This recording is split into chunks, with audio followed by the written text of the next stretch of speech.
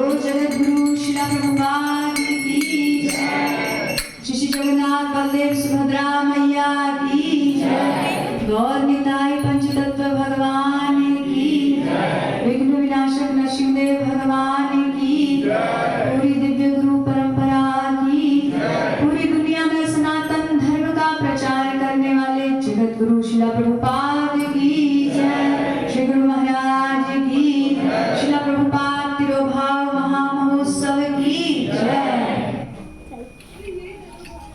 हरे कृष्णा हरे कृष्णा कृष्णा कृष्णा हरे हरे हरे राम राम राम हरे हरे। ओम अज्ञानतिमिरान्धस्य ज्ञानाञ्जनशलाकया चक्षुरुन्मीलितं येन तस्मै श्रीगुरुवे नमः। श्रीचैतन्यमनोभीष्टं स्थापितं येन भूतले स्वयं रूपा कदा मह्यं ददाति स्वपदान्तिकम्। वन्देऽहं श्रीगुरु श्रीयुतपदकमलं श्रीगुरुं वैष्णवांश्च श्रीरूपं साग्रजातं सहगण रघुनाथामृतं तं सजीवं सावधूतं सावधूतं परिजनसहितं श्रीकृष्ण चैतन्यदेवं श्रीराधा कृष्णपादान् सहगण ललिता श्रीविशाखान्वितांश्च। हे कृष्ण करुणा सिन्धु दीनबन्धु जगत्पते गोपेश गोपिकान्त श्रीराधाकान्त नमस्तुते। तप्त कांचन गौरांगी राधे वृंदावनेश्वरी विश्वानुसुते देवी प्रणमामि हरिप्रिये। वाञ्छाकल्पतरुभ्यश्च कृपा सिन्धुभ्यैव च पतितानां पावनेभ्यो वैष्णवेभ्यो नमो नमः। गुरुवे गौरचन्द्राय राधिकाय तदालये कृष्णाय कृष्णभक्ताय तद्भक्ताय नमो नमः। बोलो श्रीला प्रभुपाद की जय। सर्वप्रथम आप सभी उपस्थित भक्त वृंदों का, माताओं का इस्कॉन हरिद्वार की तरफ से हार्दिक स्वागत किया जाता है। विशेष रूप से हमारे मुंबई से आए भक्तगण यहाँ अधिक संख्या में विराजमान हैं। शायद वो प्रथम बार इधर आए हैं, तो और कुछ लोग होंगे जो अन्य क्षेत्रों से आए हैं, पहली बार आए हैं। उन सब का भी हार्दिक स्वागत किया जाता है। हरि बोल। आज बहुत शुभ मंगलमय तिथि है, जिसके उपलक्ष्य में ये कार्यक्रम रखा है। ये सत्संग कीर्तन और चर्चा कर रहे हैं। तो जो आज की जो तिथि है वो इस्कॉन के फाउंडर आचार्य श्रील अभय चरणारविंद भक्ति वेदांत स्वामी श्रीला प्रभुपाद की तिरोभाव तिथि है। अच्छा, आप में से कोई ऐसा व्यक्ति है जिसने आज पहली बार श्रीला प्रभुपाद का नाम सुना हो? हाथ खड़ा कीजिए। कोई नहीं है। हमारे जो श्रीला प्रभुपाद जी हैं, समस्त विश्व इनका परिचय स्वयं सबको प्राप्त है। तो आज इनकी तिरोभाव तिथि है। तिरोभाव अर्थात आज के दिन इस भौतिक जगत से इन्होंने अपने शारीरिक रूप से जो हमें संग प्राप्त था उससे हम वंचित हो गए। यद्यपि इनका वाणी और इनके जो आज्ञा है, इनके जो ग्रंथ हैं और इनकी जो नियम बताए हैं उनका हम पालन करते हैं, तो उनका संग हम अभी भी कर रहे हैं। लेकिन फिर भी एक जो शारीरिक रूप से विद्यमान थे उससे आज हम वंचित हुए थे। तो 14 नवंबर 1977 की तिथि को श्रीधाम वृंदावन से श्रीला प्रभुपाद ने नित्य गोलोक वृंदावन में प्रयाण किया था। तो जो ये तिरोभाव तिथि होती है, इस नश्वर संसार से जब जाते हैं तो ऐसा प्रश्न आ सकता है किसी के मन में कि ये तो बड़ी दुखद सा एक क्षण है, तो इसके उपलक्ष्य में यहाँ कीर्तन हो रहा है, नृत्य हो रहा है, कथा कर रहे हैं, हम नाच भी रहे हैं और भंडारा भी होगा इसके बाद, तो ये कैसा है? वास्तव में जो भगवान के भक्त होते हैं, शुद्ध भक्त होते हैं, जब उस संसार को छोड़ के गोलोक वृंदावन जाते हैं तो एक महा महोत्सव के रूप में मनाया जाता है। एक तो इस भौतिक जगत में जहां से वो जा रहे हैं वहां भी इसे बहुत बड़ा उत्सव मनाते हैं, और आध्यात्मिक जगत में तो इतना बड़ा उत्सव होता है गोलोक वृंदावन में कि जो गोलोक वृंदावन से ही नित्य परिकर इस धाम पे पतित जीवों के कल्याण के लिए आए थे, वापस उनसे मिलने वापस चले गए अपने लीला में, तो वहां भी जो है बहुत भव्य स्वागत होता है इनका, और यहाँ भी उत्सव मनाते हैं क्योंकि वो भगवान की लीला में सदैव आनंद में मग्न रहते हैं, उस धाम में जा रहे हैं। कोई दुख वाली बात नहीं है, ये तो खुशी की बात है, भगवान के धाम गए। तो इसलिए जो वैष्णव और साधु संतों का, भक्तों का तिरोभाव तिथि है, उसको एक महान विशाल उत्सव के रूप में मनाया जाता है। और एक संसारिक प्राणी का जब शरीर छूटता है, निधन होता है, तो उसमें बहुत शोकपूर्ण स्थिति होती है, सभी रोते हैं, घर में खाना नहीं बनता है, कई कई दिन तक खाते नहीं है, ऐसे ऐसे कुछ वो नियम किए जाते हैं दुख को व्यक्त करने के लिए। वास्तव में वो सत्य भी है, जब एक संसारिक प्राणी शरीर छोड़ता है तो उसके लिए रोना भी जरूरी है। वो ठीक ही करते हैं संसारिक लोग, क्योंकि देखो उसको एक मानव शरीर, एक अमूल्य भगवान ने सुअवसर दिया था कि इसके द्वारा तो भगवत प्राप्ति कर ले, भक्ति करके भगवान के धाम वापस आ जा। जब उस सुअवसर को वो गवा के अन्य के जो भौतिक कार्य है जिनकी कोई वैल्यू नहीं है, कुछ समय के लिए वैल्यू है जब तक इस संसार में है, मृत्यु के साथ जब सब छोड़ जानी है, जो भी हमने धन इकट्ठा किया, जो भी पद हमने कई वर्षों तक हमने पढ़ाई करके या जॉब करके जो पद हमने कमाया था वो भी छूट जाता है, धन सम्मान सब कुछ छूट जाता है, और कुछ कमाया नहीं था तो जब उसका शरीर छूटता है तो कर्म का फल भोगने के लिए उसको विविध प्रकार के नरक आदि स्वर्ग जहां भी उसने जैसे कर्म किए जाना पड़ता है। तो उसके लिए रोना सही भी है क्योंकि उसने एक सुअवसर गवा दिया।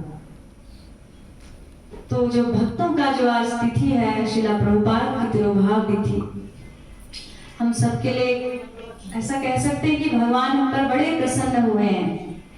जब भगवान बहुत कृपालु होते हैं, बहुत दयालु होते हैं, तो अपने शुद्ध भक्त की कृपा प्रदान करते हैं। एक शुद्ध भक्त के विषय में कुछ कहने का और आप लोगों को श्रवण करने का जो अवसर मिल रहा है, ये भगवान की कृपा से ही है। तो हमारे जो श्रीला प्रभुपाद जी ने, इस्कॉन के फाउंडर आचार्य, जिन्होंने मध्य गौड़ी संप्रदाय में इस्कॉन नामक संस्था की स्थापना की, भगवान के द्वारा जो बनाए गए नियम जो गुरु परंपरा से आ रहे थे, उन्हें परिस्थिति के अनुसार, देश काल के हिसाब से उन्होंने थोड़ा सा उसमें कटौती करके इस इस्कॉन संस्था को बनाया, ताकि हम उसके अनुसार उस सिद्धांतों का पालन करके भगवान धाम जा सके। तो जो श्रीला प्रभुपाद जी हैं, इनके विषय में क्या कहें? अगर हम कहें कि श्रीला प्रभुपाद जी एक शुद्ध भक्त थे तो भी लगता है कि ये तो कम कहा हम। अगर कहें श्रीला प्रभुपाद जी एक महात्मा थे, फिर भी कम लगता है। एक भगवान के, एक आध्यात्मिक जगत के राजदूत थे, वो भी कम लगता है। भगवान के सेनापति भक्त थे, एक नित्य पार्षद थे, कई सारी उपाधियां भी अगर हम श्रीला प्रभुपाद जी के आगे लगा दें तो भी मतलब मन को एक संतुष्टि सी नहीं लगती कि हमने उनका पूरा गुणगान किया, क्योंकि जो अद्वितीय कार्य श्रीला प्रभुपाद जी ने किया उसको व्यक्त करने के लिए या कहने के लिए हम लोग के शब्द को, उसमें कोई ऐसा शब्द ही नहीं है। भगवान का गुणगान एक बार को कर सकता है व्यक्ति, लेकिन शुद्ध भक्तों का गुणगान असंभव है। भगवान से कई कदम आगे चले जाते हैं भक्त, इसलिए जब हम भक्तों की शरण लेते हैं तो भगवान को मिलना, भगवान की भक्ति करना बहुत आसान हो जाता है। भगवान भी जब इस धरती पे आते हैं, धर्म की स्थापना करते हैं, अधर्म का विनाश करते हैं। ठीक है, भगवान बहुत दयालु है, परम करुणामय है, लेकिन भगवान जब इस धरती पे भी आते हैं तो भगवान को इस भौतिक जगत के तीनों गुण, तीनों ताप नहीं सताते हैं। देखने में हमें लगता है कि बहुत कष्टमय स्थिति है। भगवान नित्य सदैव त्रिगुणातीत है, वो यहाँ रहे चाहे धाम में रहे। तो वो भगवान कृपालु तो है हम पर, लेकिन हम जीवों की जो वास्तविक स्थिति है, हम किस दौर से गुजर रहे हैं, उसको भगवान इतना अनुभव नहीं कर पाते हैं जितना एक शुद्ध भक्त, एक भक्त कर पाता है।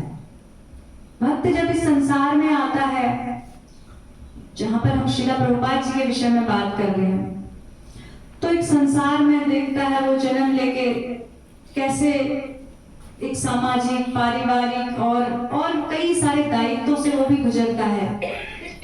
तो वो देखता है कि एक इस जगत में रह रहे, संसार में रह रहे जीवों की स्थिति क्या है, उसको कितनी परीक्षा देनी पड़ती, कितनी कष्टमय स्थिति में है।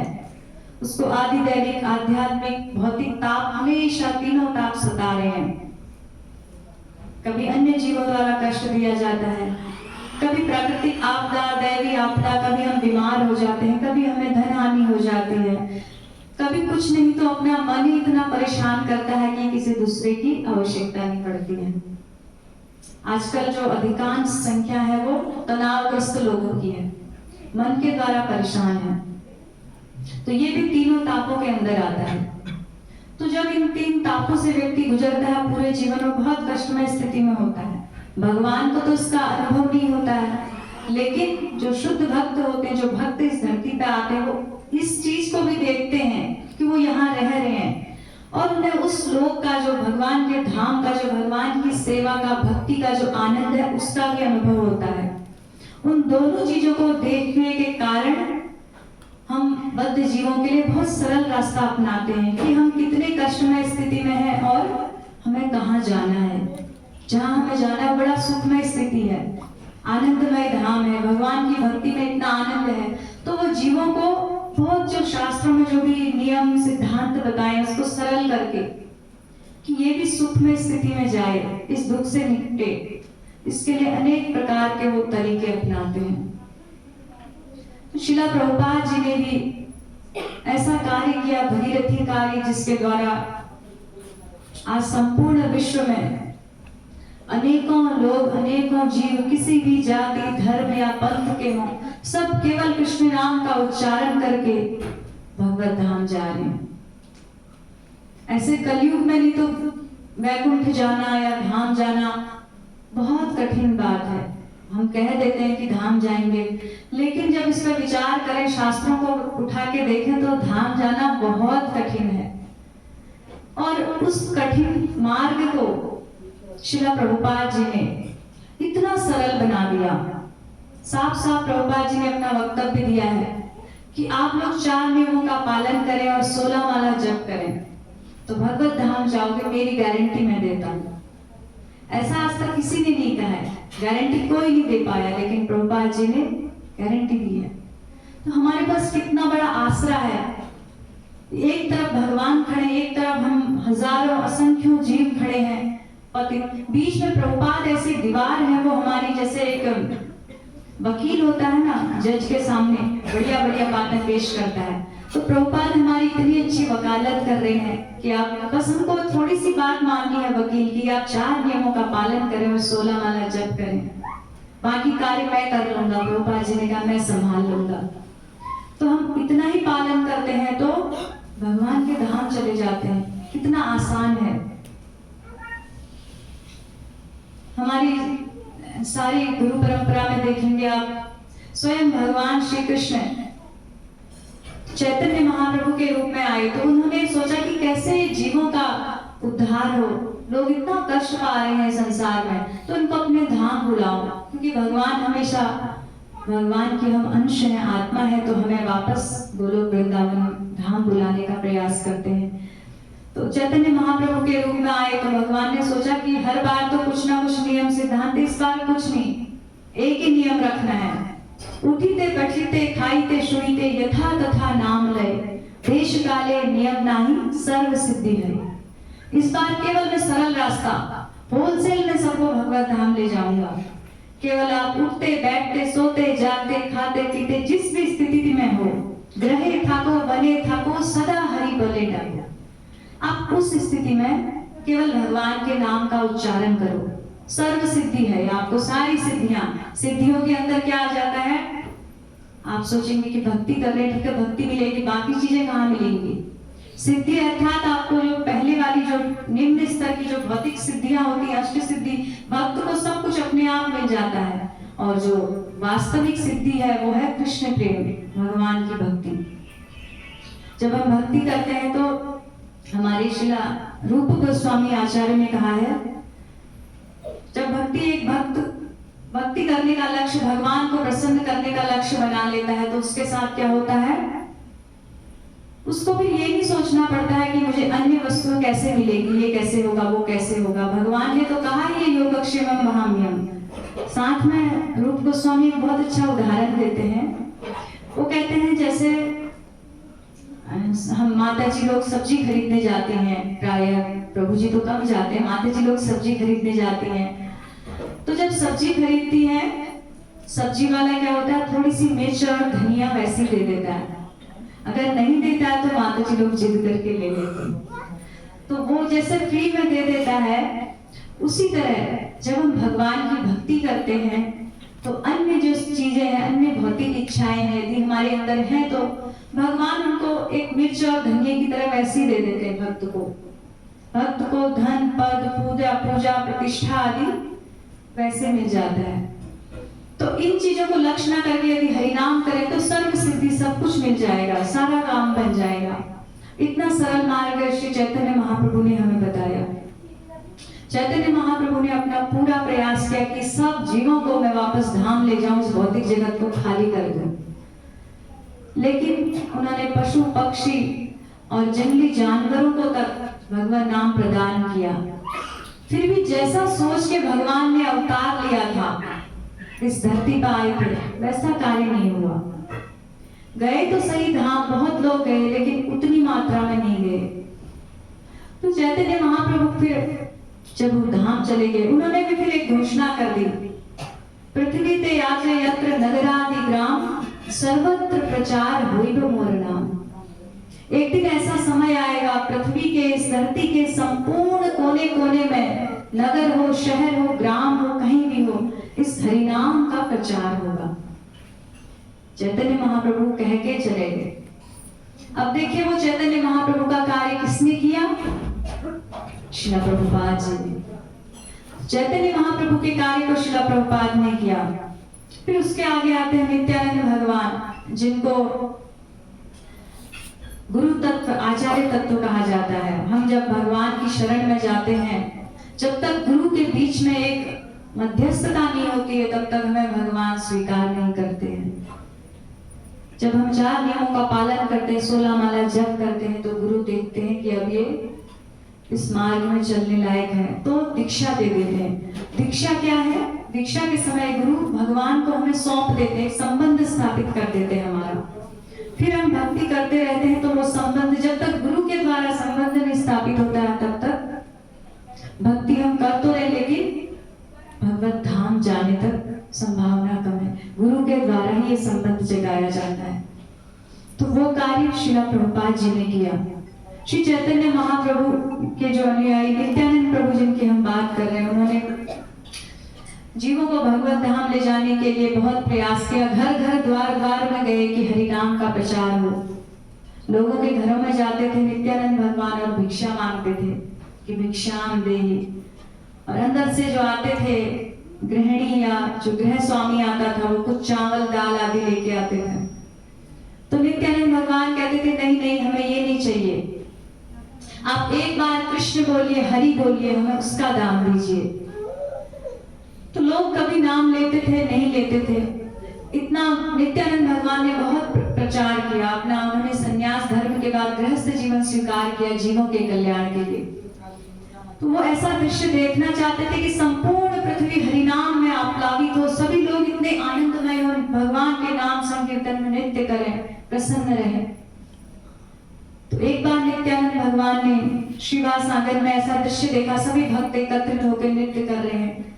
तो नित्यानंद भगवान ने भी घोषणा की। नित्यानंद भगवान ने कहा, देखिए नित्यानंद प्रभु कहे भक्त गणे, आई रूपे कीर्तन नृत्य हवे ग्रामी ग्रामी। कि आगे चल के इस तरह का जो नृत्य है, कीर्तन है, आनंद मग्न होके सब जगह होगा, विश्व में होगा ये। तो नित्यानंद भगवान ने जो घोषणा की, नित्यानंद भगवान की घोषणा किसने संपूर्ण की? श्रील प्रभुपाद जी ने। आज उनकी कृपा से विदेशों में जहां धर्म नाम की तो कोई चीज जानते ही नहीं है, एक सामान्य मनुष्यता भी उनके भीतर नहीं होती है। अब देखिए उनकी क्या स्थिति होगी, वो भगवान के प्रति आप ये समझ सकते हैं, वो सड़क पर नृत्य करते हैं, कीर्तन करते हैं और ऐसे भीड़ रथ यात्राएं कर रहे हैं, कितना कार्य कर रहे हैं। सड़क पर नाचना मतलब अपना शरीर स्तर को थोड़ा कम करना, नहीं तो हमें लगता है लोग देखेंगे कैसा लगेगा, क्या कहेंगे। लेकिन वो लोग, विदेशी लोग जो एक मनुष्य की कैटेगरी में भी नहीं आते थे, ऐसा जीवन जीते थे, वो शरीर स्तर से ऊपर उठने लगे। उन्होंने खूब नृत्य कीर्तन आज भी कर रहे हैं। ये श्रील प्रभुपाद की देन है। पूरी गुरु परंपरा, यानी कि हम सार ये कहते हैं कि जो संपूर्ण गुरु परंपरा ने जो जो सोचा था जीवों के कल्याण के लिए, उन सब का जो एक शक्ति है, सब श्रील प्रभुपाद में समा गई। श्रील रूप गोस्वामी चाहते थे कि आध्यात्मिक ग्रंथों का, साहित्यों का लेखन हो, प्रकाशन हो प्रचुर मात्रा में, और अच्छा विग्रह की सेवा हो। श्रील प्रभुपाद जी ने ही ये संपूर्ण किया। उनका जो इच्छा थी रूप गोस्वामी की, उसको भी आज इस्कॉन के सभी केंद्रों में आप देखेंगे श्री विग्रह की सेवा इतने प्रेम से होती है। आप कहीं और देखें, इतने प्रेम से सेवा नहीं होती। 7 बार भोग लगना, 7 बार आरती होती है, और भगवान को इतना ध्यान रखा जाता है, ठंड में ठंडी, गर्मी में कैसे वस्त्र पहनाने, पंखा और एसी, हर चीज का जैसे हम जो अपने प्रति रखते हैं, वैसा ही भगवान के साथ प्रेम से, भावना से सेवा की जाती है। श्रील प्रभुपाद जी ने ऐसे ऐसे लोगों को, विदेशों में ऐसे लोग थे जिनको पता ही नहीं था विग्रह सेवा क्या है, विग्रह के प्रति श्रद्धा क्या है। प्रभुपाद जी ने ऐसे लोगों को चाइना जैसे क्षेत्र में, जहां के लोगों के विषय में तो कहा जाता है कि वो कुछ भी खा लेते हैं, जमीन पर चलने वाले कीट पतंग से लेके पशु पक्षी से लेके उड़ने वाले पक्षी सब कुछ खा लेते हैं। उनके एक पशु समाज भी होता है तो शाकाहारी और मांसाहारी वर्गीकरण होता है, लेकिन चाइना के लोगों में ऐसा नहीं है। हमारे गुरु महाराज थोड़ा सा हंसते हुए कहते हैं कि चाइना के लोग एक उड़ने वाले जहाज को छोड़ के बाकी सब खा जाते हैं। तो ऐसे लोगों को आज कृष्ण भक्त बना दिया। वो चाय कॉफी नहीं पीते हैं, 4 नियमों का पालन कर रहे हैं, इतनी दृढ़ता से प्याज लहसुन नहीं खाते, भूख लगा के खाते हैं। ऐसा कार्य कौन कर सकता है? एक शुद्ध भक्त। भगवान भी जो कार्य को नहीं कर पाए, वो श्रील प्रभुपाद जी ने वो कार्य किया। तो हम सभी बद्ध जीवों की एकमात्र आशा जो है कल्याण की, उद्धार की आशा, वो प्रभुपाद के चरणों पर ही टिकी है। उन श्रील प्रभुपाद जी ने अपने जीवन में कितना अधिक संघर्ष सहा। वो वृंदावन धाम चले गए थे। वृंदावन धाम में एक जगह रह के भजन कर रहे थे, आनंदमय स्थिति से रहते, खुश रहते सब, लेकिन उन्होंने इतना कष्ट सहा। किसके लिए? हम पतित जीवों के उद्धार के लिए। श्रील प्रभुपाद ने बहुत अधिक कष्टमय स्थिति से आज ये इस्कॉन संस्था हम देख रहे हैं। हम इतने आनंद पूर्वक भजन कीर्तन करते हैं यहाँ, और सब व्यवस्था हमें मिलती है। इसके मूल में जो है श्रील प्रभुपाद जी का कितना त्याग है, कितना संघर्ष है। यदि उसको जानना चाहें तो श्रील प्रभुपाद लीलामृत एक बार जरूर पढ़नी चाहिए भक्तों को। जब हम श्रील प्रभुपाद लीलामृत बुक पढ़ेंगे तो उसमें पता लगेगा कि प्रभुपाद जी ने कितना संघर्ष किया है। तो उसको पढ़ने मात्र से जो व्यक्ति भक्त नहीं भी है, उसके हृदय में एक ऐसी भावना तो आ ही जाती है कि काश मैं प्रभुपाद जी के समय का होता तो उनको कोई सहयोग कर पाता। 70 वर्ष की उम्र में एक वृद्ध व्यक्ति को कितने आराम की आवश्यकता होती है जानते हैं। 50 साल के बाद ही लोगों के घुटने पैर चलने बंद हो जाते हैं आजकल। लेकिन प्रभुपाद जी 70 वर्ष की उम्र में कितना बड़ा निर्णय ले रहे हैं कि विदेश विदेश जा रहे हैं, ना कोई वहां पहचान है, ना कोई वहां स्वागत के लिए खड़ा है, ना रहने की व्यवस्था है, ना खाने की व्यवस्था। लेकिन मेरे गुरु ने मुझे आज्ञा दी है तुम विदेशों में जाके प्रचार करना। तो इस गुरु आज्ञा के पालन के लिए प्रभुपाद जी ने अथाह संघर्ष सहा। जब प्रभुपाद जी पुस्तकें लिखते थे, वर्णन आता है प्रभुपाद जी के पास इतनी कमी होती थी धन की, ग्रंथ लिखने के लिए पेपर चाहिए होता, पहले रफ पेपर पर लिखेंगे, फिर उसको फेयर करके फिर प्रिंट, कई बार प्रूफ रीडिंग होती है। तो प्रभुपाद जी के पास पेपर खरीदने के लिए भी धन नहीं होता था। तो श्रील प्रभुपाद रद्दी इकट्ठा किया करते थे।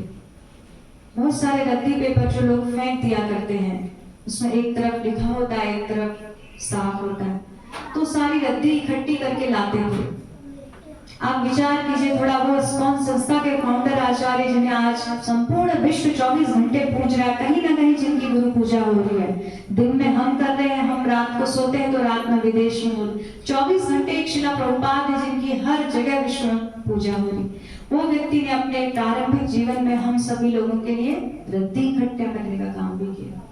उस रद्दी को लाते थे, उसमें एक तरफ लिखते थे और एक तरफ वेस्ट रहता था, क्योंकि पेपर खरीदने के लिए धन नहीं था। और प्रभुपाद जी को कुछ दवा वगैरह लेनी होती थी, वृद्धावस्था है तो दवाई की आवश्यकता पड़ती है, तो उसके लिए उनको जब सुबह नाश्ता करके दवा लेनी होती तो वो नाश्ता नहीं करते थे। जब जिसके वहां पुस्तक छपती थी, प्रिंटिंग प्रेस में जाते थे, तो जो व्यक्ति था वो अच्छे से जानता था प्रभुपाद जी के प्रति कि उनकी कितनी भावना है श्रीमद् भागवतम का प्रकाशन हो। तो उसने एक बार पूछा कि स्वामी जी आप कुछ नाश्ता करके आए हैं कि नहीं? 1 बज चुका था दोपहर का। प्रभुपाद ने कहा नहीं। तो कहते क्यों, आप नाश्ता क्यों नहीं करते हैं? प्रभुपाद ने कहा मेरे पास इतना धन नहीं है, जितना मैं नाश्ता करने में अपना पैसा लगाऊंगा वो पैसा बच जाएगा तो कुछ पुस्तकों के जो प्रकाशन में सहयोग हो जाएगा। तो उस व्यक्ति ने उनको प्रभुपाद जी को उस दिन नाश्ता कराया। तो कई बार प्रभुपाद जी को दवा लेनी होती थी तो दवा नहीं लेते थे, क्योंकि सुबह उनके पास नाश्ता नहीं होता था। इतना कठिन संघर्ष किया इन ग्रंथों के लेखन के लिए। और एक 10 वर्षों के अंतराल में प्रभुपाद जी ने अथाह ग्रंथ लिखा श्रीमद् भागवतम, जिसमें 18,000 श्लोक हैं। उन 18,000 श्लोकों की ऐसी विस्तृत टीका की, अगर प्रभुपाद जी ऐसी तात्पर्य टीका नहीं देते तो हम सब के लिए इतना कठिन था केवल अनुवाद को समझना। क्योंकि श्रील वेदव्यास जी ने उसको ग्रंथ को लिखा, उनकी बुद्धि क्या स्थिति थी और हमारी क्या स्थिति है। हम पढ़ते तो हम कैसे समझ पाते वो कहां पर किस श्लोक के अर्थ में क्या कहना चाह रहे हैं। लेकिन प्रभुपाद के तात्पर्य ने बीच में एक पुल का कार्य किया। हम जब तात्पर्य पढ़ते तो हमें खुल के समझ आ जाता है इस श्लोक में ये कहा गया। इतना ग्रंथ लिखा, श्रीमद् भगवद गीता का सिद्धांत दिया जीवन यापन के लिए। तो आज जैसे सुबह ही मॉर्निंग का कोट था प्रभुपाद जी का कि आप लोग 4 नियम का पालन करो, 4 धर्म के सिद्धांत हैं। तो प्रभुपाद जी ने इतने आसानी से 4 नियमों का पालन करके हम धर्म को अपने जीवन में अपना सकते हैं। क्योंकि भगवान क्या है, धर्मम तो साक्षात भगवत प्रणीतम। जब भगवान को पाना है तो हमारे जीवन में भी धर्म का होना परम आवश्यक है। मनुष्य शरीर मिला ही धर्म पालन के लिए है, नहीं तो पशु और मनुष्य में फर्क क्या है? धर्मो ही तेषा अधिको विशेषा धर्मेण हीना पशु भी समाना। तो प्रभुपाद जी ने इन 4 जो धर्म के सिद्धांत हैं, उन 4 नियमों का पालन करते हैं तो हमारे जीवन में स्वयं ही धर्म धीरे धीरे धीरे एक दिन हम धर्म पर स्थित हो जाते हैं। जब हम पूर्ण धार्मिक हो जाएंगे, प्रचलन में शब्द बहुत आता है कि ये बड़े धार्मिक हैं, हम बड़े धार्मिक हैं, या प्राय हम किसी का जब परिचय कराते हैं तो कहते हैं कि ये बड़े धार्मिक हैं। धार्मिक का अर्थ क्या होता है? जो धर्म का पालन करता है वही धार्मिक है। तो जो 4 नियमों का पालन कर रहा है वही धार्मिक है। बाकी ठीक है, टीका लगाया आदि आदि जो किया जाता है फैशन में, वो एक बाह्य रूप है। वास्तव में धर्म उसके भीतर है जो 4 धर्मों के सिद्धांतों को पालन कर रहा है। धर्म टिका इन 4 पिलर के ऊपर है। जितने पिलर मजबूत होंगे भवन उतना मजबूत रहेगा। तो हमारे लिए इतना आसान हो गया, 4 नियम का पालन करें और 16 माला जप करें तो हम इस कष्टमय स्थिति से, इस भौतिक संसार से उबर सकते हैं। और भगवान के धाम जा सकते हैं। जब तक इस संसार में रहेंगे तब तक भी आनंद पूर्वक रहेंगे, क्योंकि हमें पता है कि कुछ समय का जब कोई भक्ति करता है, कथा श्रवण करता है, नवदा भक्ति का पालन करता है, तो उसको इतना ज्ञान तो हो ही जाता है कि ये संसार नश्वर है। भले ही गंभीरता से नहीं ले पा रहा है, लेकिन उसको अंदर कहीं ना कहीं ये बात पता चल जाती है कि संसार छोड़ के एक दिन जाना है। तो जब हम 4 नियमों का पालन और 16 माला जप करेंगे तो हमें आगे की इतनी चिंता नहीं होगी कि मरने के बाद अब क्या होगा। हमारे पास एक बल है, वो बल क्या है? श्रील प्रभुपाद का बल, कि आप 4 नियम और 16 माला करो, मैं तुम्हें भगवत धाम की गारंटी देता हूँ। इतना बड़ा बल हमारे पास है। यदि हम इस समय भगवत धाम ना जा सके, अपना कल्याण ना कर सके, तो शायद फिर ये मौका नहीं मिलेगा। श्री गुरु महाराज कहते हैं प्रभुपाद जी के विषय में कि ना भूतो ना भविष्यति, ऐसी महान आत्मा श्रील प्रभुपाद जैसी ना पूर्व काल में हुई है कभी और ना कभी हो सकती है, जिन्होंने अपने दम पर, अपने हरिनाम प्रचार के दम पर, अपनी शुद्ध भक्ति के बल पर संपूर्ण विश्व में ऐसा प्रकाश फैला दिया। तो एक बार कहते हैं कि कलयुग को प्रभुपाद जी ने 100 वर्ष पीछे धकेल दिया। आज जो हम कलयुग देख रहे हैं कि बड़ा विकराल रूप है, क्या करें, कलयुग है, तो ये कलयुग है, ये अभी इतना बचाव है इसका, उसके बाद ये स्वरूप है श्रील प्रभुपाद के कारण। क्योंकि जब परीक्षित महाराज इस धरती पर थे, कलयुग आ चुका था, लेकिन परीक्षित महाराज इतने धर्मात्मा थे कि उनके भय से कलयुग अपना प्रभाव नहीं दिखा पा रहा था।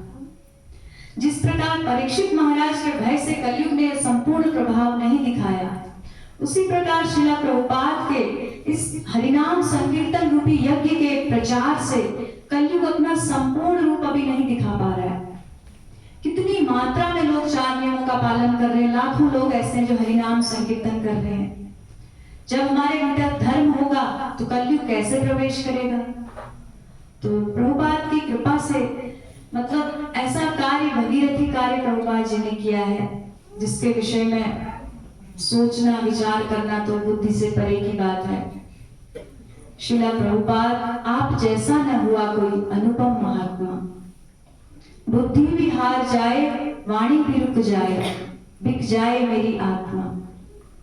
तो ऐसे श्रील प्रभुपाद के चरणों में हमें प्रार्थना करनी चाहिए कि बार बार आप ही का हमें सहारा है। प्रभुपाद की मध्यस्थता है तो आज हम इतनी भक्ति कर पा रहे हैं, अन्यथा भक्ति मार्ग बहुत कठिन था अपने युगों में। तो श्रील प्रभुपाद ने, जब विदेशी ऐसे लोग हैं जो कभी नैतिक धार्मिक नियमों को जानते ही नहीं, उनको प्रभुपाद जी ने भगवत धाम पहुंचा दिया, सन्यासी बना दिया, ब्रह्मचारी बना दिया। तो हम सब तो भारतवासी हैं, जिनके तो मतलब खून में ही एक धर्म होता है, तो हम सब के लिए तो बहुत आसान है ये सब करना। तो आज श्रील प्रभुपाद के तिरोभाव दिवस पर हमें कुछ ना कुछ इस विषय पर विचार करना चाहिए कि प्रभुपाद का कितना संघर्ष है, हम इन प्रभुपाद की क्या सेवा कर सकते हैं। तो जब हम इनका प्रभुपाद लीलामृत पढ़ेंगे, चरित्र पढ़ेंगे, तो हम ठीक ठीक प्रकार से समझ पाएंगे कि क्या क्या कष्ट प्रभुपाद जी ने, कितना संघर्ष हम सभी जीवों के कल्याण के लिए किया है, हमें सुख देने के लिए। जब हम पढ़ेंगे तो हमारे भीतर एक ऐसी भावना आएगी कि इन्होंने हमारे लिए इतना किया, हम इनके लिए क्या करें। प्रचार क्या है? यही प्रचार है। जिस दिन हमारे भीतर ये भावना आ जाए कि मैं प्रभुपाद का सहयोग करूं, मैं चैतन्य महाप्रभु का सहयोग करूं, उन्होंने हमारे लिए अवतार लिया, संन्यास लिया, छोटी उम्र में इतना कष्ट सहा, मैं उनके लिए क्या करूं। पूरी गुरु परंपरा के प्रति जब हमारी कुछ मदद करने की भावना आएगी तो स्वयं हमारे अंदर प्रचार करने की जो इच्छा है और प्रचार हम करने लगेंगे कि इन्होंने इतना किया, हम भी इनके कार्य में थोड़ा सहयोग दें। प्रभुपाद ने इतने मेहनत से ग्रंथ लिखे हैं। 70 वर्षीय वृद्ध होकर प्रभुपाद सिर्फ 2.5 घंटा सोते थे, ग्रंथों के लेखन में रात भर लगे रहते थे। तो उन ग्रंथों को कम से कम हम पढ़ें और अन्यों को पढ़ने को वितरण करें, तो हमारा प्रभुपाद के प्रति एक कृतज्ञता ज्ञापित हो जाएगी। इतने ग्रंथ दिए हैं श्रील प्रभुपाद ने कि हम पूरा जीवन उनको पढ़ते भी रहे तो भी खत्म नहीं होंगे। तो बार बार उन ग्रंथों के माध्यम से उनका संग कर सकते हैं। प्रभुपाद से एक शिक्षा बहुत बड़ी ये मिलती है कि प्रभुपाद की गुरु निष्ठा कितनी थी। अपने गुरु के वचनों के पालन के लिए उन्होंने श्री धाम वृंदावन को छोड़ के विदेश में गए। दूसरे देश में भी ऐसे शहर में जो न्यूयॉर्क की जैसा जो माया की नगरी है, उस न्यूयॉर्क में भी ऐसा एरिया जहां पर बिल्कुल नशे में धुत लोग रहते थे, वहां जाके प्रभुपाद गए। कितना बड़ा माया को चैलेंज दिया प्रभुपाद जी ने, और वहां जाके प्रभुपाद ने अपना कार्य शुरू किया। तो वैसे करते करते धीरे धीरे कैसे आज संपूर्ण विश्व में भगवान कृष्ण के नाम की महिमा प्रकाशित हुई।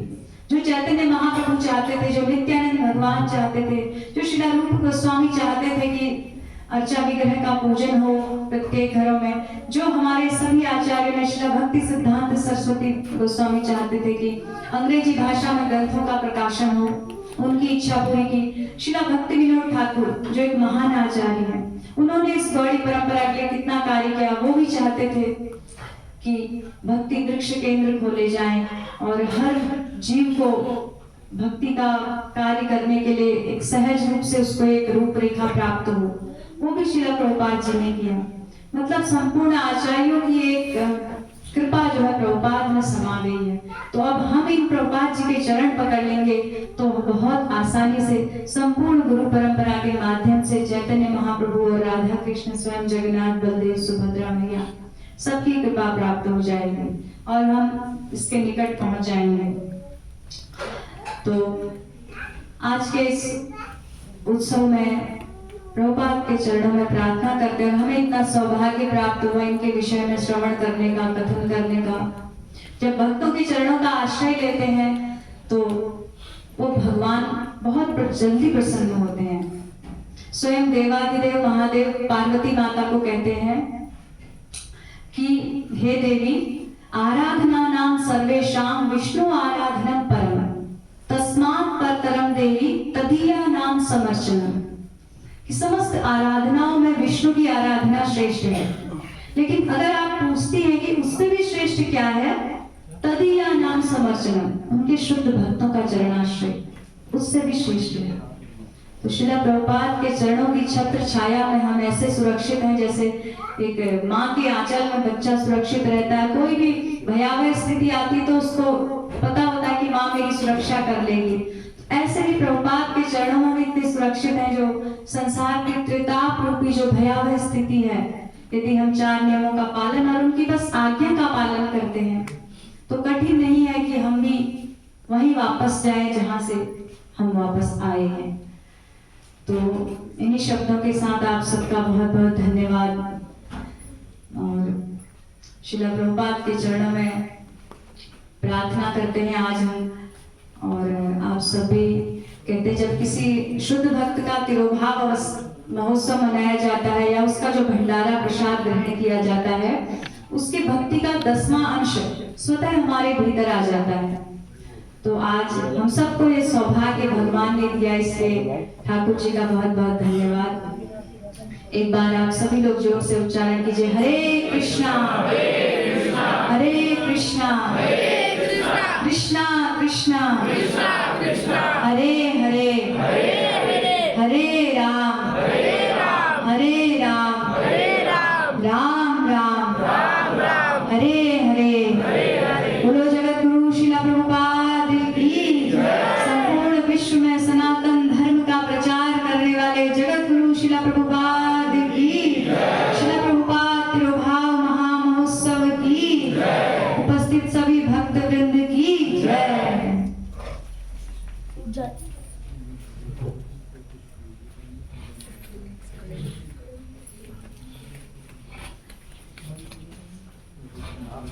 आप सभी उच्चारण कीजिए, हरे कृष्णा कृष्णा कृष्णा हरे हरे